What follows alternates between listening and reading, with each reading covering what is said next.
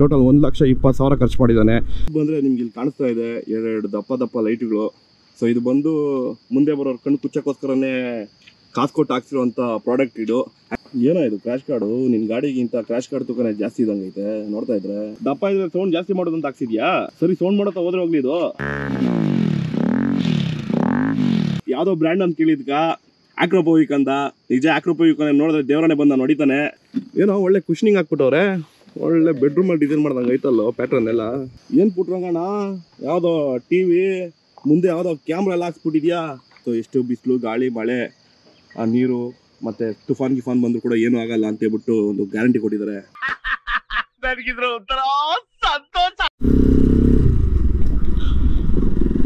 Hello hi friends, welcome to the channel. ನಾನು ನಿಮ್ಮ travel with BSP. ಹೊಸ ದಿನ ಹೊಸ ವಿಡಿಯೋಗೆ ಸ್ವಾಗತ. ಸೊ ನಮ್ಮ ಚಾನಲ್ ಇವತ್ತು ಯಾವ ಬೈಕ್ ನೋಡ್ತಾ ಇದ್ದೀರ ಅಂದರೆ, ಸೊ ನಿಮ್ಮ ಮುಂದೆ ಇದೆ NS200 BS4 ಮಾಡಲು. ಈ ಗಾಡಿ ಯಾಕೆ ರಿವ್ಯೂ ಮಾಡ್ತಾ ಇದ್ದೀನಿ ಅಂದರೆ, ಸೊ ನಿಮ್ಗೆ ಗೊತ್ತು ಆಲ್ರೆಡಿ ನನ್ನ ಹತ್ರ NS200, ನನ್ನ ಹತ್ರ BS4 ಮಾಡಲೇ ಇದೆ ಅಂತಂತ. ಅದು ಬಿಟ್ಟು ಬಂದು ಯಾಕೆ ಈ ಗಾಡಿ ಮಾಡ್ತಾ ಇದ್ದೀನಿ ಅಂದರೆ ಇದಕ್ಕೊಂದು ರೀಸನ್ ಇದೆ. ಸೊ ನಮ್ಮ ಹುಡುಗ ಹೈವೇ ಮಾನ್ಸ್ಟರ್ ಅನ್ನೋದು ಅವ್ರ ಅಪ್ಪ ಅಮ್ಮ ಇಟ್ಟಿರೋ ಹೆಸರಲ್ಲ, ಅವ್ನ ಸೋಷಿಯಲ್ ಮೀಡಿಯಾ ಹೆಸರು.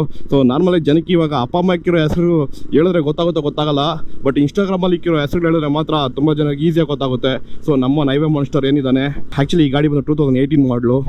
ಸೊ ನಮ್ಮೊಂದು ಗಾಡಿ ತೊಗೊಂಡು ಹೊಸದಲ್ಲಿ ಫುಲ್ ಜೋಶಲ್ಲಿ ಮೈಸೂರು ರೋಡಲ್ಲಿ ಆ್ಯಕ್ಚುಲಿ ಹೆಸರು ಕೇಳೋದ್ರಲ್ಲ ಹೈವೇ ಮಾನ್ಸ್ಟರ್ ಅಂತ. ಸೊ ಹೈವೇ ಮಾನ್ಸ್ಟರ್ ಅವ್ರು ಏನು ಮಾಡಿದ್ದಾರೆ, 163 ಅಲ್ಲೇ ನಾವು ಹೊಡೆದಿದ್ದಾರೆ. ಸೊ ತುಂಬ ಹೊತ್ತು ಗಾಡಿನ ಚಚ್ಚಿರೋ ಏಟಿಗೆ ಏನಾಗಿದೆ, ಇಂಜಿನ್ ಸೀಸ್ ಆಗಿ ಪಿಸ್ಟನ್ಗಳೆಲ್ಲ ಕಲರ್ ಚೇಂಜ್ ಆಗಿಬಿಟ್ಟಿದೆ ಅಂತೆ. ಸೊ ಆ ಥರ ಗಾಡಿನ 2 ವರ್ಷ ಶೆಡ್ಗೆ ಹಾಕ್ಬಿಟ್ಟಿದ್ದ. ಸೊ 2 ವರ್ಷ ಆಗಿದ್ದಾದಮೇಲೆ ಇವನು ಕೆಲಸ ಸೇರಿ ಕಾಸು ಸೇವಿಂಗ್ಸ್ ಮಾಡಿ, ಸೊ ಬೇಕಲ್ಲ ಕಾಸು ಗಾಡಿ ರೆಡಿ ಮಾಡಿಸ್ಬೇಕಂತೆ. ಸೊ ಒಂದು 2 ವರ್ಷ ಆದಮೇಲೆ ಕಾಸೆಲ್ಲ ಸೇವಿಂಗ್ಸ್ ಮಾಡಿ ಇವನು ಗಾಡಿನ ರೆಡಿ ಮಾಡ್ತಿದ್ದಾನೆ. ಸೊ ಗಾಡಿ ರೆಡಿ ಆಗಿದ ತಕ್ಷಣ ಫಸ್ಟ್ ಮೆಸೇಜ್ ನನಗೆ ಹಾಕಿದ್ದು, ಬ್ರೋ ನನ್ನ ಬೈಕ್ ವಿಡಿಯೋ ಮಾಡಿ ಬ್ರೋ ಅಂತಂತ. ಸೊ ನಮ್ಮೋನ ಆ ಗಾಡಿ ಮೇಲೆ ಇದ್ದಿದ್ದು ಲವ್ವು ಡೆಡಿಕೇಶನ್ನು ಏನಿದೆ, ಸೊ ಅದಕ್ಕೋಸ್ಕರ ನಾನು ಈ ವಿಡಿಯೋ ಮಾಡಬೇಕು ಅಂತ ಮಾಡ್ತಾಯಿದ್ದೀನಿ. ಆ್ಯಕ್ಚುಲಿ ಯಾಕಂದರೆ NS200 ಬಂದು ತುಂಬ ದಿನ ಆಯಿತು. ಸೊ ಈಗೆಲ್ಲ NS400 ರಿವ್ಯೂ ಮಾಡ್ತಾಯಿದ್ದಾರೆ. ಸೊ ನಾನು NS200 ಮಾಡ್ತಾಯಿದ್ದೀನಿ only because of highway monster. ಅವ್ನು ಕೇಳ್ದ ಅಂತಾನೆ. ಸೊ ಈ ಗಾಡಿಯಲ್ಲಿ ತುಂಬ ಮಾಡಿಫಿಕೇಷನ್ಸ್ ಆಗಿದೆ. ಸೊ ಅದೇನೇನಂತ ಕಂಪ್ಲೀಟ್ ಡೀಟೇಲ್ಸ್ ವಿಡಿಯೋ ನೋಡಿ, ಕಂಪ್ಲೀಟ್ ಡೀಟೇಲ್ಸ್ ಸಿಗುತ್ತೆ ನಿಮಗೆ. ಈ ಗಾಡಿ 2 ಇಯರ್ಸ್ ಆದಮೇಲೆ ಮತ್ತೆ ರೆಡಿ ಮಾಡಿಸಿದ್ದಾನೆ. ಸೊ ಈ ಗಾಡಿ ಇಂಜಿನ್ ವರ್ಕ್ ಎಲ್ಲ ಮಾಡಿ ಮುಗ್ಸೋಕ್ಕೆ 50,000 ಆಗಿದೆ. ಸೊ ಅದಾದಮೇಲೆ ನಮ್ಮ ಹುಡುಗ ಎಲ್ಲೋ ಲಾಂಗ್ ರೈಡ್ ಹೋಗ್ಬೇಕು, ಲಡಾಖ್ ಹೋಗ್ಬೇಕು ಬರೋ ವರ್ಷ ಅಂತ ಹೇಳ್ಬಿಟ್ಟು ಸ್ವಲ್ಪ ಅಸೆಸಸ್ ಹಾಕಿದ್ದಾನೆ. ಅದಕ್ಕೊಂದು 70,000 ಖರ್ಚಾಗಿದೆ. ಟೋಟಲ್ 1,20,000 ಖರ್ಚು ಮಾಡಿದ್ದಾನೆ. ಸೊ ನೀವೇ ಯೋಚನೆ ಮಾಡಿ, ಆ 1,20,000 ಹಾಕಿದ್ರೆ ಇನ್ನೊಂದು NS ಬಂದ್ಬಿಟ್ಟಿರೋದು ಚೆನ್ನಾಗಿರೋದು. ಸೊ ಅದೆಲ್ಲ ಬಿಟ್ಟು ಇದೇ ಗಾಡಿ ಬೇಕು ಅಂತ ಹೇಳ್ಬಿಟ್ಟು ಇದೇ ಗಾಡಿ ರೆಡಿ ಮಾಡಿಸಿ ಇದನ್ನೇ ಮಾಡಿಫಿಕೇಷನ್ ಮಾಡಿದ್ದಾನೆ. ಸೊ ನಿಮಗೆ ಅರ್ಥ ಆಗ್ತಾಯಿದೆ ಈ ಬಾಯ್ಸ್ ಮತ್ತು ಬೈಕ್ಸ್ಗೆ ಎಷ್ಟು ಅಟ್ಯಾಚ್ಮೆಂಟ್ ಇದೆ ಅಂತ. ಸೊ ಬಾಯ್ಸ್ ಮತ್ತು ಬೈಕ್ಸ್ ಆಲ್ ಟುಗೆದರ್.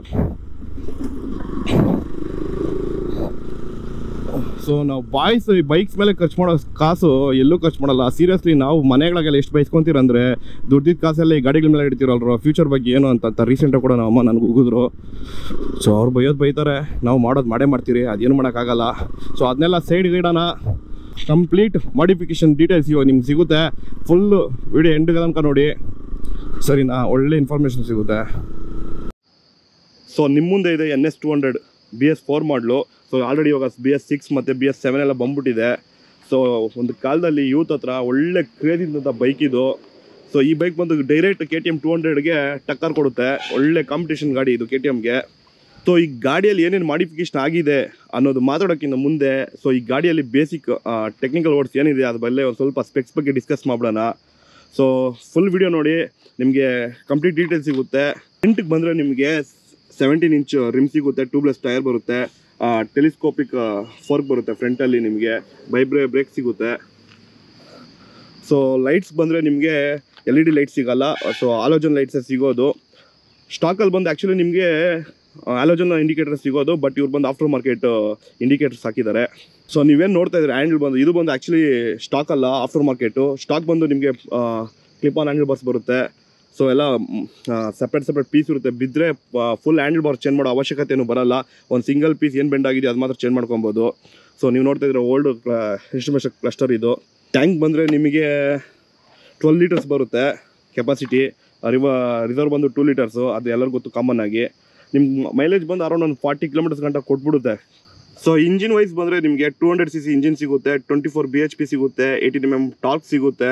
ಇದು ಬಂದು ಆ್ಯಕ್ಚುಲಿ 6 ಸ್ಪೀಡ್ ಗೇರ್ ಬಾಕ್ಸ್ ಬರುತ್ತೆ ಇದರಲ್ಲಿ. ಸೊ ಇದು ಬಂದು 4 stroke single cylinder liquid cool engine. ಆಮೇಲೆ ಏನೋ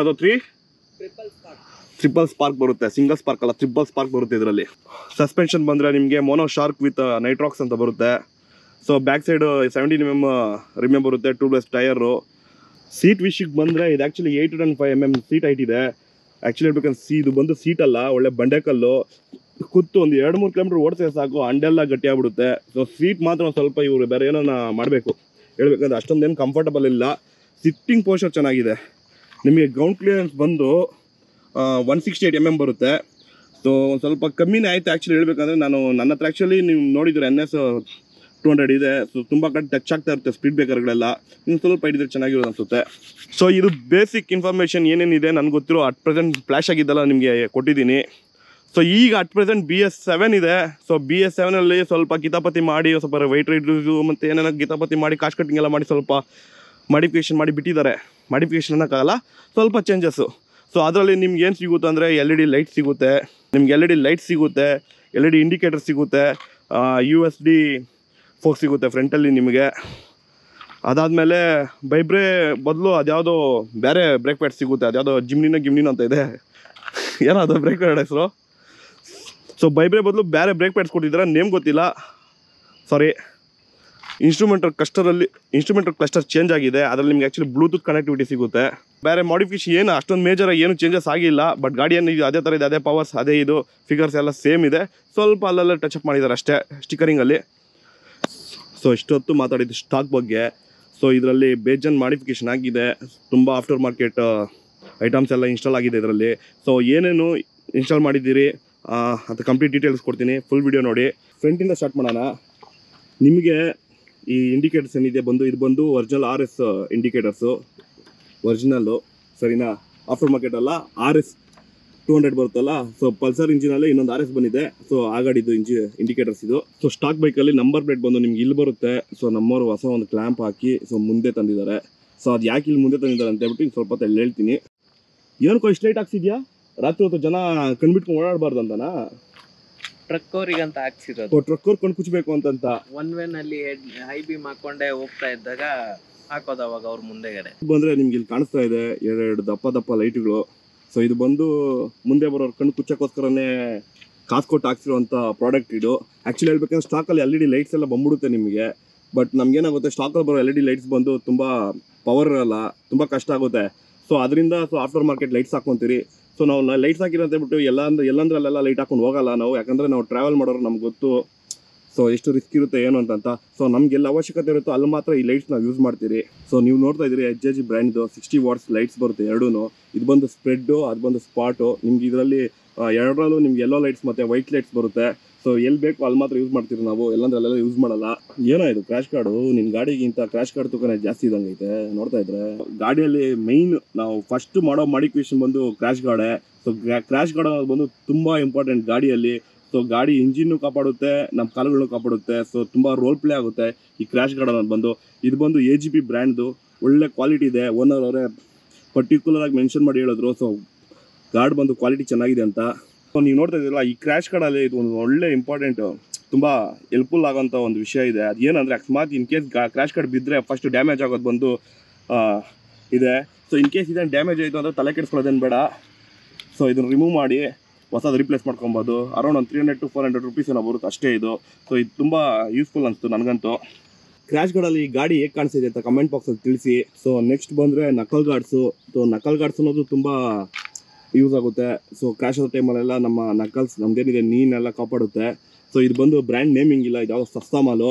ಸೊ ನೀವೇ ನೋಡ್ತಾ ಇದ್ದೀರಾ, ಈ ಹ್ಯಾಂಡ್ಲ್ ಬಂದು ಸ್ಟಾಕ್ ಹ್ಯಾಂಡ್ಲ್ ಅಲ್ಲ, ಇದು ಬಂದು ಆ್ಯಕ್ಚುಲಿ KTM 200 ಇದೆ ಹ್ಯಾಂಡ್ಲು. ಸೊ ಈ ಹ್ಯಾಂಡ್ಲು ಡೈರೆಕ್ಟ್ ಇನ್ಸ್ಟಾಲ್ ಮಾಡೋಕ್ಕಾಗಲ್ಲ NSಗೆ. ಸೊ ಬೇಸ್ ಪ್ಲೇಟ್ ಚೇಂಜ್ ಮಾಡಿ ಸ್ವಲ್ಪ ಹ್ಯಾಂಡ್ ರೈಸರ್ಸ್ ಹಾಕಿ ಕನ್ವರ್ಷನಲ್ ಕಿಟ್ ಎಲ್ಲ ಹಾಕಿ ಇನ್ಸ್ಟಾಲ್ ಮಾಡಿದ್ದಾರೆ. ಸೊ ಒಂದು ಆ್ಯಕ್ಚುಲಿ ಸ್ಟಾಕ್ ಹ್ಯಾಂಡ್ಲ್ಗಿಂತ ಈ ಹ್ಯಾಂಡ್ಲೆಲ್ಲ ಒಂದು ಸ್ವಲ್ಪ ಕಂಫರ್ಟ್ ಇರುತ್ತೆ ಗಾಡಿ ಓಡಿಸ್ಬೇಕಾದ್ರೆ ಅಂತ. ಸೊ ಮತ್ತು ಗಾಡಿ ಕಂಟ್ರೋಲ್ ಮಾಡೋಕ್ಕೆ ಆಗಿರಲಿ, ಗ್ರಿಪ್ ಆಗಿರಲಿ ಚೆನ್ನಾಗಿರುತ್ತೆ ಅಂತ ಹೇಳ್ಬಿಟ್ಟು ತುಂಬ ಜನ ಪ್ರಿಫರ್ ಮಾಡ್ತಾರೆ.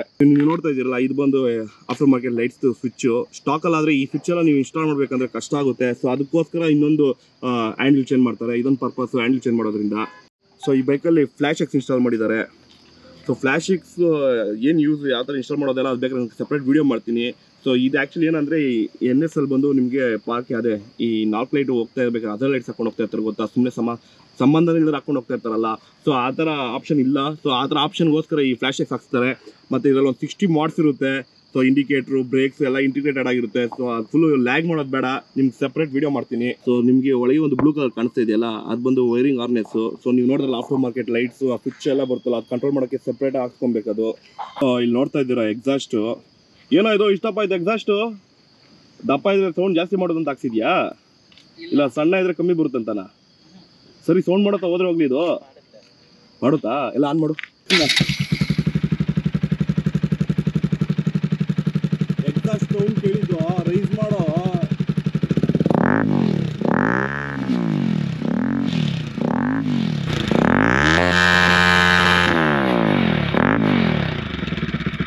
ಹಿಂದೆ ಬೆಂಕಿ ಎಲ್ಲ ಬರಲ್ಲ? ಡಿಬಿಕ್ ಎಲ್ಲ ರಿಮೂವ್ ಮಾಡಿದ್ರೆ ಬೆಂಕಿ ಬರುತ್ತೆ.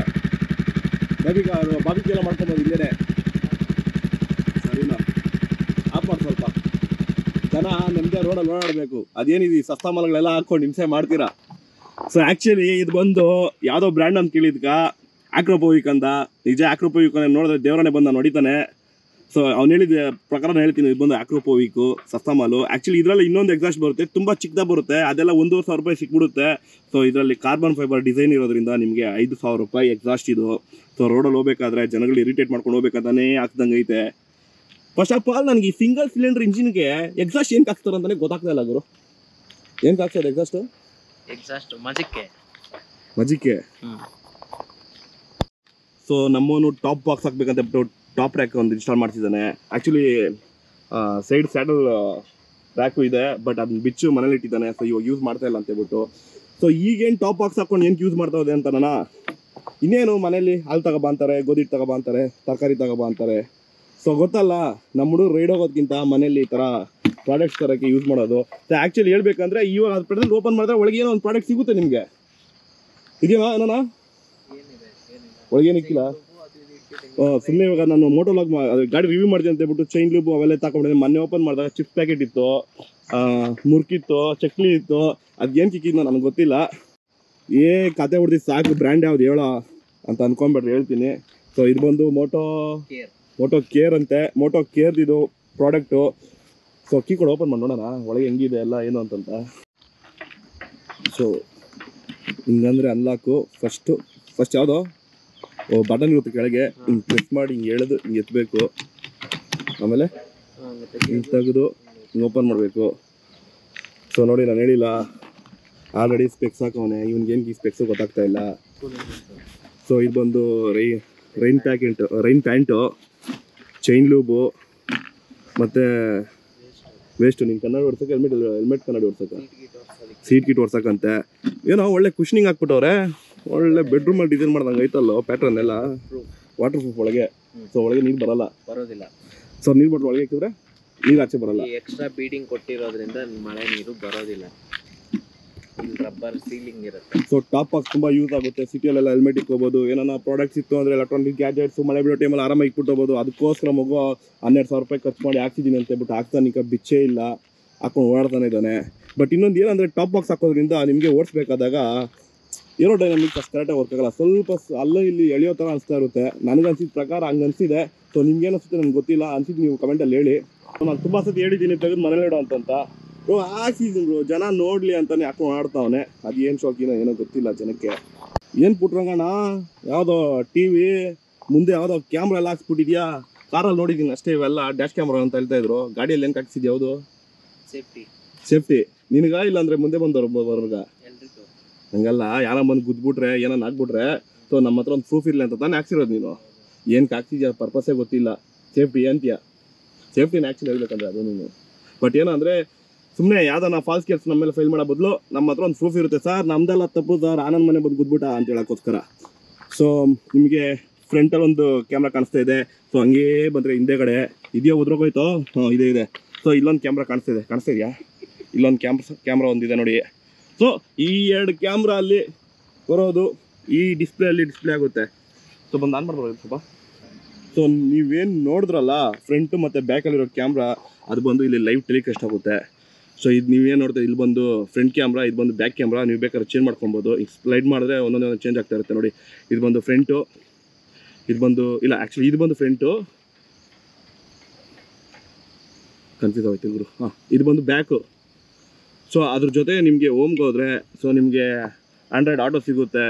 ಸರಿ ಡೈರೆಕ್ಟ್ ಕಾಲ್ ಬಂದರೆ ಇಲ್ಲೇ ರಿಸೀವ್ ಮಾಡ್ಬೋದು, ಕಾಲ್ ಬಂದರೆ ಇಲ್ಲೇ ಪಿಕ್ ಮಾಡ್ಬೋದು. ಸೊ ನೀವು ಒಂದು ಸಾಂಗ್ ಪ್ಲೇ ಮಾಡ್ಬೋದು, ಸಾಂಗ್ ಫಾರ್ವರ್ಡ್, ಸೌಂಡ್ ಕಮ್ಮಿ ಜಾಸ್ತಿ ಬಿಟ್ಟರೆ ಬೇರೆ ಏನೇನೋ ಕೂಡ ನೋಡ್ಬೋದು ಇದರಲ್ಲೇ. ಸೊ ಬೇಕಾದ್ರೆ ನಿಮ್ಮ ಮೊಬೈಲ್ ಸ್ಕ್ರೀನಿಂಗ್ ಮಾಡ್ಕೊಬೋದು. ಮತ್ತು ನಿಮಗೆ ಗೊತ್ತು ಏನೇನು ಯೂಸ್ ಆಗುತ್ತೆ ಅಂತ. ಮೊಬೈಲ್ ಇದಾಯ್ತದೆ ಗರ್ಲ್ಫ್ರೆಂಡ್ ಜೊತೆ ಬೇಕಾದ್ರೆ ಇಲ್ಲೇ ಚಾಟ್ ಕೂಡ ಮಾಡ್ಬೋದು. ಬಿಟ್ಟರೆ ಬ್ರ್ಯಾಂಡ್ ಯಾವುದಂತ ಕೇಳಬೇಡ್ಬೇಡಿ. ಸೊ ಇದು ಬ್ರ್ಯಾಂಡಿಗೆ ನೇಮೇ ಇಲ್ಲ, ಇದು ಸಸ್ತಾ ಮಾಲು. ಎಷ್ಟಾಯಿತು? 16,000 ಆಯ್ತಂತೆ ಗುರು. ಮೊನ್ನೆ ತಾನೇ ಯಾವುದೋ ನೋಡಿದೆ ಆ್ಯಡಲ್ಲಿ. ಸೊ ಆಫರ್ ಬೇರೆ ನಡೀತಾ ಇದೆ ಗಣೇಶ ಹಬ್ಬಕ್ಕೆ. 8,000 9,000 ಕೊಡ್ತಾ ಇದ್ರು. ಇವನು ಅದಕ್ಕೆ ಮುಂದೆ ಹೋಗ್ಬಿಟ್ಟು 12,000 ಎಷ್ಟು 16,000 ಕೊಟ್ಟು ಹಾಕ್ಸಿದ್ದಾನೆ. ಅಟ್ಲೀಸ್ಟ್ ಒಂದು ಬ್ರ್ಯಾಂಡ್ ನೇಮ್ ಹಾಕಿದ್ರೆ ಚೆನ್ನಾಗಿರೋದು. ಬಟ್ ನೋಡೋಕ್ಕೆ ಫೀಲ್ ಮಾಡೋಕ್ಕೆಲ್ಲ ಚೆನ್ನಾಗಿದೆ.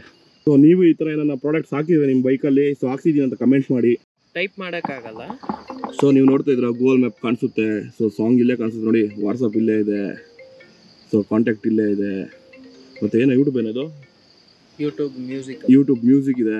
ಸೊ ಈ ಥರ ಇನ್ಸ್ಟಾಲ್ ಮಾಡ್ಕೊಂಬಿಡಿ. ಪೊಲೀಸರು ಹಿಡ್ಕೊಂಡು ಯಾಕೋ ಫೋನ್ ಯೂಸ್ ಮಾಡ್ತಾ ಇದೆ ಅಂತ ಕೂಡ ಕೇಳಲ್ಲ, ನಿಮ್ಗೆ ಈಸಿ ಆಗುತ್ತೆ. ಬಟ್ ಏನಾದ್ರು ಡಿಸ್ಪ್ಲೇ ನೋಡ್ಕೊಂಡು ಓಡಿಸ್ಬೇಡಿ, ಮುಂದೆ ರೋಡ್ ನೋಡ್ಕೊಂಡು ಓಡಿಸಿ ಸ್ವಲ್ಪ. ಸೊ ಈ ಥರ ಓಪನ್ ಸ್ಪೇಸಲ್ಲಿ ಇದನ್ನ ಇನ್ಸ್ಟಾಲ್ ಮಾಡೋದ್ರಿಂದ ಏನು ತೊಂದರೆ ಆಗಲ್ಲ. ಆ್ಯಕ್ಚುಲಿ ಇದು ಬಂದು ವಾಟರ್ ಪ್ರೂಫ್ ಮತ್ತು ಡಸ್ಟ್ ಪ್ರೂಫು. ಸೊ ಎಷ್ಟು ಬಿಸಿಲು ಗಾಳಿ ಮಳೆ ನೀರು ಮತ್ತು ತುಫಾನ್ ಬಂದರೂ ಕೂಡ ಏನೂ ಆಗಲ್ಲ ಅಂತೇಳ್ಬಿಟ್ಟು ಒಂದು ಗ್ಯಾರಂಟಿ ಕೊಟ್ಟಿದ್ದಾರೆ. ಅದೆಷ್ಟು ಗ್ಯಾರಂಟಿ ಕೊಟ್ಟಿದ್ದಾರೆ ಅಂತೇಳ್ಬಿಟ್ಟು ನೋಡ್ಬೇಕು, ಚೆಕ್ ಮಾಡಬೇಕು. ಯಾವುದನ್ನ ಈ ತಮಿಳ್ನಾಡು ಕಡೆಯಲ್ಲೋ ಕೇರಳ ಕಡೆನೋ ಇಲ್ಲ ವಯನಾಡ್ ಕಡೆ ಹೋದರೆ ಗೊತ್ತಾಗೋತಿದ್ರು ಕೆಪಾಸಿಟಿ ಏನು ಅಂತಂತ. ಸೊ ಇನ್ನೊಂದು ಮೇಯ್ನ್ ಮ್ಯಾಟ್ರ್ ಹೇಳೋದೇ ಮಾಡ್ಬಿಟ್ಟೆ. ಆ್ಯಕ್ಚುಲಿ ಇದರಲ್ಲಿ TPM ಸೆನ್ಸಾರ್ ಇದೆ. ಸೊ ಟೈರಲ್ಲಿ ಎಷ್ಟು ಪ್ರೆಷರ್ ಇದೆ ಅಂತೇಳ್ಬಿಟ್ಟು ನಿಮಗೆ ಡಿಸ್ಪ್ಲೇಲಿ ಕಾಣಿಸುತ್ತೆ ಗುರು. ಬಟ್ ಇನ್ನೂ ಆ್ಯಕ್ಟಿವೇಟ್ ಮಾಡಿಲ್ಲ ನಮ್ಮ ಹುಡುಗ. ಸೊ ಬಟ್ ಇದರಲ್ಲಿ ಇದೇನಿದೆ ಈ ಸೆನ್ಸಾರಿಂದ ನಿಮಗೆ ಡೈರೆಕ್ಟ್ ಸಿಗ್ನಲ್ ಹೋಗುತ್ತೆ. ನಿನ್ನ ಟೈರಲ್ಲಿ ಇಷ್ಟು ಗಾಳಿ ಇದೆ, ನಿನ್ನ ಗಾಡಿ ಪಂಚರ್ ಆಗೈತೆ, ಪಂಚರ್ ಹಾಕ್ಸೋಗೋ ಅಂತೆಲ್ಲ ಹೇಳ್ಕೊಡುತ್ತದೆ. ನೋಡಿದ್ರಲ್ಲ ಬೈಕ್ ಡೀಟೇಲ್ಸ್ ಮತ್ತು ಸ್ಪೆಕ್ಸ್ ಮಾಡಿಫಿಕೇಷನ್ಸ್ ಎಲ್ಲ ಏನೇನು ಆಗಿದೆ ಅಂತೆಲ್ಲ ಕಂಪ್ಲೀಟ್ ಡೀಟೇಲ್ಸ್ ಸಿಕ್ಕಿದೆ ನಿಮಗೆ, ಸರಿನಾ? ಸೊ ಆ್ಯಕ್ಚುಲಿ ಹೆಲ್ಮೆಟ್ ಹಾಕಿದ್ದೀನಿ, ಮೈಕ್ ಒಳಗಿದೆ. ಸೊ ಎಕ್ಸಾಸ್ಟ್ ಸೌಂಡು ನಿಮಗೆ ಒಳಗೆ ಇಲ್ಲಿ ಕೇಳಿಸ್ತಾ ಇದೆಯಲ್ಲ ಗೊತ್ತಿಲ್ಲ. ಸೊ ನನಗೆ ಮಾತ್ರ ಫೀಲ್ ಆಗ್ತಾಯಿದೆ, ಸೌಂಡ್ ಬರ್ತಾ ಇದೆ. ಸೊ ಆ್ಯಕ್ಚುಲಿ ಗಾಡಿ ಹೇಳ್ಬೇಕಂದ್ರೆ ಇಷ್ಟೆಲ್ಲ ಮಾಡಿಫಿಕೇಷನ್ ಮಾಡಿದ್ಮೇಲೆ ಬೇಸಿಕ್ ಏನು ವೆಯ್ಟ್ ಇದೆ 160 ಕಿಲೋಸ್ ಏನೋ ಬರುತ್ತೆ ಗಾಡಿ. ಸೊ ಇವೆಲ್ಲ ಹಾಕಿರೋದಾದ್ಮೇಲೆ ಸ್ವಲ್ಪ ವೆಯ್ಟ್ ಜಾಸ್ತಿ ಆಗಿದೆ. ಸ್ವಲ್ಪ ಹ್ಯಾಂಡ್ಲಿಂಗು ಸ್ವಲ್ಪ ಏನಂತಾರೆ ಸ್ವಲ್ಪ ಸ್ಟಡಿ, ಸ್ವಲ್ಪ ಟೈಟ್ ಆದ ಫೀಲ್ ಆಗಿ ಬರ್ತಾಯಿದೆ. So normal stock ಹ್ಯಾಂಡಲ್ಗಿಂತ.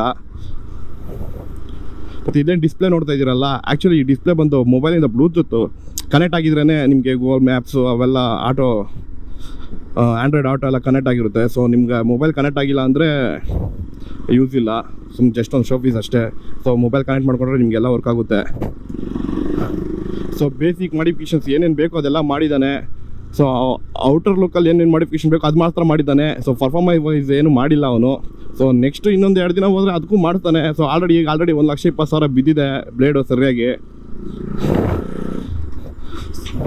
ಆದರೂ ಹೇಳ್ಬೇಕಂದ್ರೆ ಹುಡುಗರಿಗೆ ಬೈಕ್ಸ್ ಅಂದರೆ ಹುಚ್ಚುಗೂರು, ಒಂಥರ ಹುಚ್ಚು, ಹೇಳ್ಕೊಳಕ್ಕಾಗಿದ್ರಂಥ ಹುಚ್ಚದು, ಎಕ್ಸ್ಪ್ಲೈನ್ ಮಾಡೋಕ್ಕಾಗಿದ್ರೆ ಹುಚ್ಚದು. ಅದು ಯಾಕೆ ಆ ಹುಚ್ಚು ಹುಡುಗರಿಗೆ ಬಂತಂತಾನೆ ಗೊತ್ತಾಗ್ತಾ ಇಲ್ಲ. ಸೊ ಹುಡುಗಿ ಕೈ ಕೊಟ್ಟರೆ ಕೂಡ ಅಷ್ಟು ಫೀಲ್ ಆಗ್ತಾರೋ ಫೀಲ್ ಆಗಲ್ಲ ಗೊತ್ತಿಲ್ಲ. ಇನ್ ಕೇಸ್ ಬೈಕ್ ಏನಾದರೂ ಕೈಗೆ ಕೊಟ್ಟು ಎಲ್ಲ ರಿಪೇರಿ ಆಯಿತು ಅಂದರೆ ನೈಟಲ್ಲಿ ನಿದ್ದೆ ಮಾಡಲ್ಲ. ಫಸ್ಟು ಗಾಡಿ ಎಷ್ಟು ಕಷ್ಟ ಆದರೂ ಸರಿ ರೆಡಿ ಮಾಡಿಸ್ಬೇಕು ಅಂತ ಒಂದು ಮೈಂಡ್ಸೆಟ್ಟಲ್ಲಿ ಇರ್ತಾರೆ. ಸೊ ಆ ಥರ ಅಟ್ಯಾಚ್ಮೆಂಟು ಬೈಕ್ಸ್ ಮತ್ತು ಬಾಯ್ಸ್ಗೆ. ಸೊ ಅದ್ರ ಬಗ್ಗೆ ಯಾವ್ದು ಕಿಂಡಲ್ ಮಾಡೋಕೆ ಹೋಗ್ಬೇಡಿ, ರೇಗ್ಸೋಕೆ ಹೋಗ್ಬೇಡಿ, ತುಂಬ ಕೋಬಂಬಿಡುತ್ತೆ. ನಾನು ಆ್ಯಕ್ಚುಲಿ ತುಂಬ ಜನ ನೋಡಿದ್ದೀನಿ. ಸೊ ಬೈಕ್ಸ್ ಬಗ್ಗೆ ನಾನು ಮಾತಾಡೋಕೆ ಹೋದರೆ ತುಂಬ ಟೆಂಪರ್ ರೈಸ್ ಆಗ್ಬಿಡುತ್ತೆ. ಅವ್ರದ್ದು ಒಂದು ಎಮೋಷನ್ ಅವ್ರ ಪಾಟ್ ಬಿಟ್ಬಿಡ್ರಿ, ಅವ್ರ ಲೋಕದಲ್ಲಿ ಅವ್ರು ಬಿಟ್ಬಿಡಿ, ಅಷ್ಟೇ ನಾನು ಹೇಳೋದು. ಸೊ ಮತ್ತು ಈ ಗಾಡಿ ಹೇಗಿದೆ ಓಡ್ಸೋಕ್ಕೆ ರಿವ್ಯೂ ಎಲ್ಲ ಹೇಳೋಣ ಅಂದರೆ ಆಲ್ರೆಡಿ ತುಂಬ ವೀಡಿಯೋಗಳು ಬಂದ್ಬಿಟ್ಟಿದ್ದಾವೆ. ಸೊ ಜಸ್ಟ್ ನಾನು ಈ ಗಾಡಿ ಮೇಲೆ ಎಷ್ಟು ಖರ್ಚು ಮಾಡಿದ್ದಾನೆ, ಏನಕ್ಕೆ ಖರ್ಚು ಮಾಡಿದೆ ಅಂತ ಒಂದು ನಿಮಗೆ ತಿಳಿಸ್ಕೊಡೋಣ ಅಂತೇಳ್ಬಿಟ್ಟು ಅಷ್ಟೇ ಈ ವಿಡಿಯೋ ಮಾಡಿದ್ದು. ಸೊ ಈ ಗಾಡಿ ಬಗ್ಗೆ ನೆಗೆಟಿವಿಟಿ ಹೇಳೋಕ್ಕೆ ಏನೂ ಇಲ್ಲ. ನಿಮ್ಗೆ ಗೊತ್ತು ಆಲ್ರೆಡಿ ಮಾರ್ಕೆಟಲ್ಲಿ ಒಳ್ಳೆ ಬೂಮಿಂಗ್ ಗಾಡಿ ಇದು. ಇದ್ರ ಬಗ್ಗೆ ನಾನು ಬ್ಯಾಡ್ ಸುಮ್ಮನೆ ಇಲ್ಲದೆ ಬಲ್ತಾರೆ, ಸುಮ್ಮನೆ ವೀಡಿಯೋಗೋಸ್ಕರ ಏನಾದರೂ ನೆಗೆಟಿವ್ ಕಮೆಂಟ್ ಕೊಟ್ಟರೆ ಬಾಯ್ಸ್ ಬಂದು NS ಬಾಯ್ಸ್ ಬಂದು ಕಮೆಂಟಲ್ಲಿ ನನ್ನ ಹಾಕ್ಕೊಂಡ್ಬಿಡ್ತಾರೆ. ಸೊ ಈ ಗಾಡಿಯಲ್ಲಿ ಹೇಳ್ಕೊಡೋ ಥರ ನೆಗೆಟಿವಿಟಿ ಏನಿರಲ್ಲ. ರೋಡಲ್ಲಿ ಮಾತ್ರ ಗನ್ನ ನುಗ್ಗುತ್ತೆ, KTM ಡೈರೆಕ್ಟ್ ಕಾಂಪಿಟೇಷನ್ ಕೊಡುತ್ತೆ. ಒಂದು ಕಾಲದಲ್ಲಿ ಯೂತು ಎದೆ ಒಳಗೆ ಕಿಚ್ಚಬ್ಬಿಸಿದ್ದ ಗಾಡಿ ಇದು. ಸೊ ಈ ವಿಡಿಯೋ ನಿಮ್ಗೆ ಇಷ್ಟ ಆಗಿದೆ ಅಂದ್ಕೊಂಡಿದ್ದೀನಿ. ಸೊ ಇದೇ ಥರ ವೀಡಿಯೋಸ್ ಮತ್ತೆ ನಾವು ನೋಡ್ತಾ ಇರಬೇಕಂದ್ರೆ ನಿಮ್ಗೆ ಗೊತ್ತು ಏನು ಮಾಡಬೇಕು ಅಂತಂತ. ಸೊ ಇಲ್ಲಿಗೆ ಈ ವಿಡಿಯೋ ಫಿನಿಷ್ ಮಾಡ್ತಾ ಇದ್ದೀನಿ.